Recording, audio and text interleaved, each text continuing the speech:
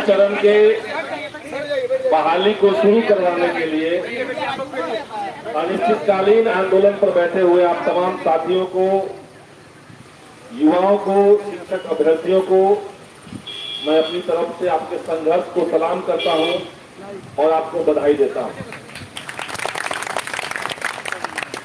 फरवरी के आखिर में जब विधानसभा का सत्र चल रहा था, उस समय हम लोगों ने मांग रखी थी विधानसभा के भीतर, जिसके ऊपर उस समय सरकार का तथाकथित रूप से सकारात्मक जवाब था कि हम लोग मार्च के अंत तक शुरू कर देंगे।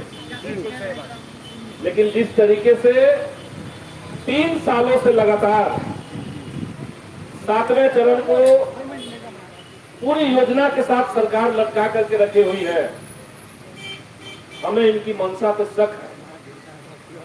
हमें शक है कि ये सरकार बिहार की शिक्षा व्यवस्था को दुरुस्त करने के लिए तनिक भी चिंतित है। इस बात पे अब शक होने लगा है। 3 लाख से ज्यादा शिक्षक के पद खाली हों।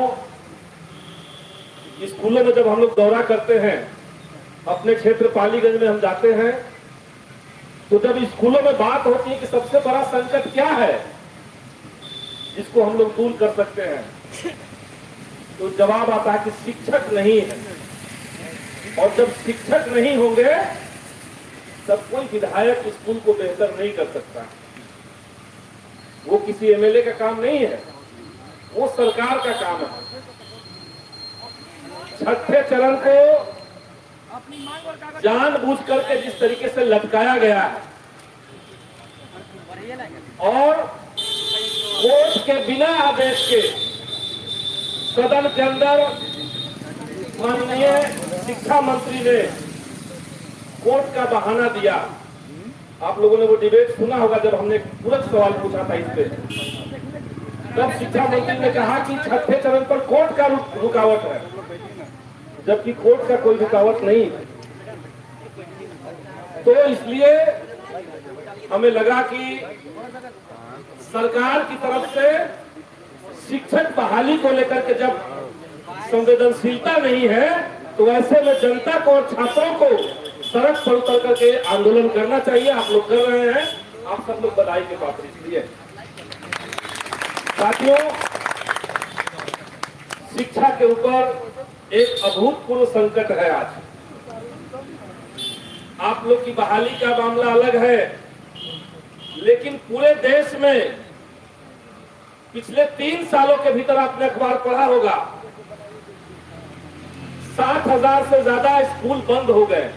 सरकार स्कूलों को बंद कर रही है और स्कूलों को मर्ज कराने के लिए, बंद कराने के लिए जो उनकी पुरानी नीति थी, उस नीति को संस्थाबद्ध करने के लिए 2020 में मोदी सरकार ने कोरोना के टाइम पर नई शिक्षा नीति लेकर के हमारे ऊपर थोप दिया।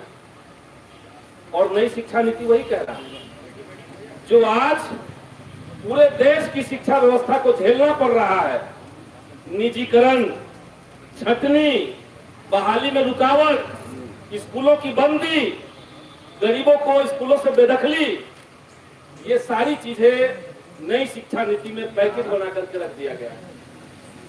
और इसलिए आपका जो संघर्ष चल रहा है, इस संघर्ष का और एक्सटेंडेड रूप, इसका ही बड़ा स्वरूप इसी महीने के आखिर में दिल्ली में चलने वाला है।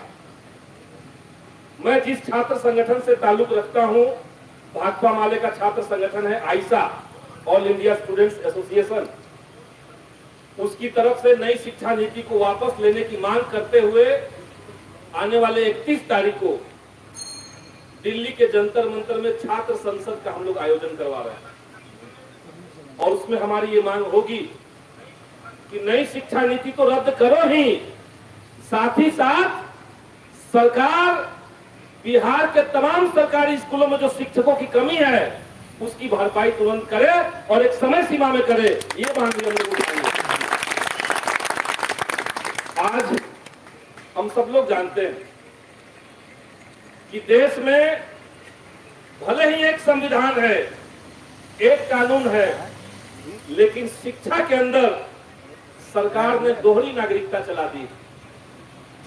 एक नागरिक वो हैं जिनके बच्चे बड़े बड़े डीपीएस स्कूलों में और महंगे महंगे स्कूलों में जो वहां पे लाखों की फीस लगती है वहां पढ़ा रहा है। उस तबके को शिक्षा व्यवस्था की चिंता सच में नहीं। उनको लगता है कि ऑल इज वेल है।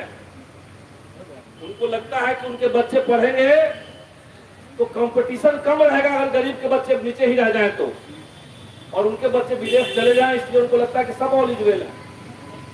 लेकिन जो 80% आबादी इस देश की है, उनके बच्चे महंगे स्कूलों में नहीं पढ़ सकते। उनके लिए जो एकमात्र जगह बचा हुआ है सरकारी स्कूल, उन सरकारी स्कूलों की जो दशा आज है बिहार के अंदर, वो पूरे देश के अंदर सबसे निचले पायदान पर लाकर के खड़ा किया हुआ व्यवस्था है। पूरे देश में सबसे ज्यादा शिक्षकों की कमी बिहार के अंदर है, और इसीलिए सरकार को हमें चेतावनी देना चाहते हैं।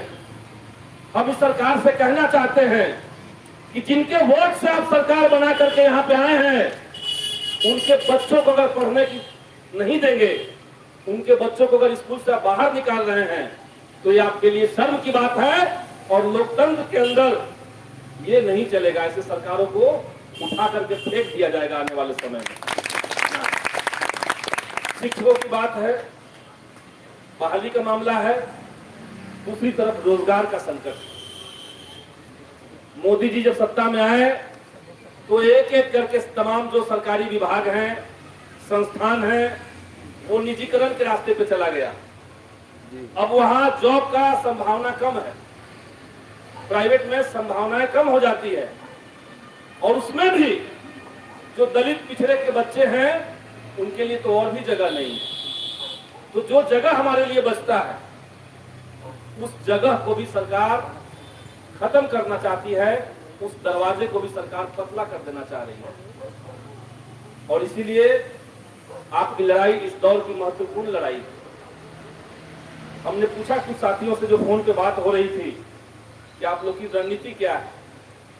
उन्होंने कहा कि हम लोगों ने एक टीम बना दिया, एक हिस्सा बैठेगा तो दूसरा हिस्सा इंतजार करेगा, ताकत इकट्ठा करेगा। तो इसलिए हम मान रहे हैं कि आज भले ही आप इतने लोग बैठे हुए हैं, लेकिन आपके इस संघर्ष में बिहार के लाखों नौजवान बैठे हुए हैं, लाखों नौजवान आपके साथ संघर्ष कर रहे हैं। तो भले आज यहाँ मौजूद हो।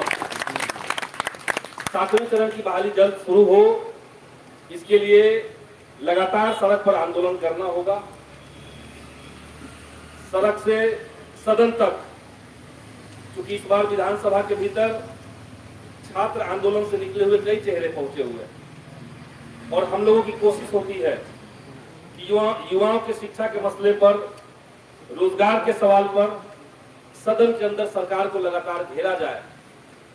लेकिन सरकार इतनी असंवेदनशील है और इन्हें अपने ही बातों पर, अपने ही वादों पर तनिक भी यकीन नहीं है। इसलिए 6ठे चरण का जो नौटंकी चल रहा है, रोक करके उसको समाप्त किया जाए, और सारे लोगों को 7वें चरण में सीटों को जोड़ते हुए जो बिहार गजट का जो सरकार का प्रारूप है, जो नियमावली बना हुआ है, उसके तहत सीटों की संख्या बढ़ा करके और तत्काल प्राइमरी की जो बहाली है उसको सरकार शुरू करे। इस मांग के साथ हम आपके साथ खड़े हैं। आप तमाम साथियों का बहुत बहुत धन्यवाद। इनकलाब जिंदाबाद।